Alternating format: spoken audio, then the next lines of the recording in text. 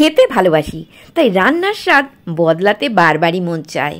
আজকে তেমনই এক অন্যরকম চিকেন রেসিপি নিয়ে চলে আসলাম। প্রথমে দিয়ে দিলাম আমি হলুদ চিকেনের মধ্যে, তারপর দিয়ে দিয়েছি জিরের গুঁড়ো, তারপর দিয়েছি নুন, আদা রসুন বাটা, একটা ডিম, কিছুটা লঙ্কার গুঁড়ো স্বাদ অনুযায়ী যতটা ঝাল খেতে পারা যায়, আর একটা লেবু চিপে দিয়ে সব মেখে ম্যারিনেট করার জন্য রেখে দিলাম।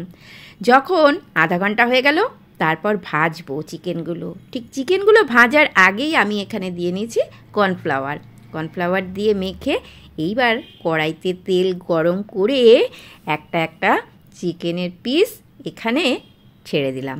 আর এদিকে আমি যে কড়াইটার মধ্যে চিকেনটা রান্না করব সেই কড়াইটা গ্যাসে বসিয়ে রেখেছি। এখানে রেডি করে নিয়েছি চিলি সস, টমেটো সস আর সয়া সস।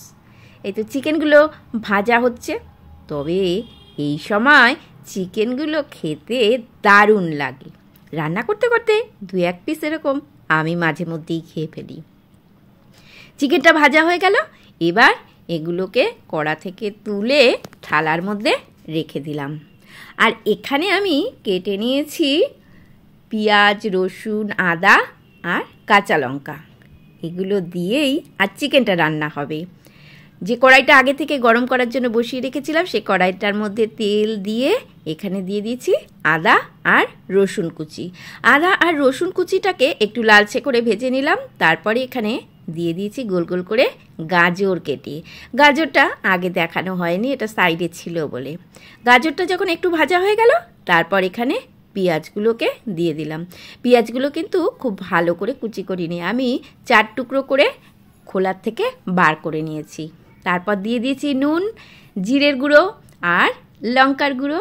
লঙ্কার গুঁড়োটা কিন্তু অবশ্যই ঝালের পরিমাণ অনুযায়ী দেবেন। আমি খুব বেশি ঝাল পছন্দ করি না খেতে, বা পারি না, তাই আমি এখানে অল্প দিয়েছি। আর কিছুটা কাঁচা লঙ্কা দিলাম গন্ধের জন্য সুন্দর। এবার আগে থেকে তৈরি করে রাখা সেই সসটা ঢেলে দিলাম এর মধ্যে দিয়ে, এই তো আমার সেই চিকেন ফ্রাই। এবার এটা যেই একটু ফুটে উঠলো তখন চিকেনগুলো এর মধ্যে দিয়ে দিলাম। দিয়ে চিকেনটা 5-7 মিনিট একটু ফুটিয়ে নিলাম।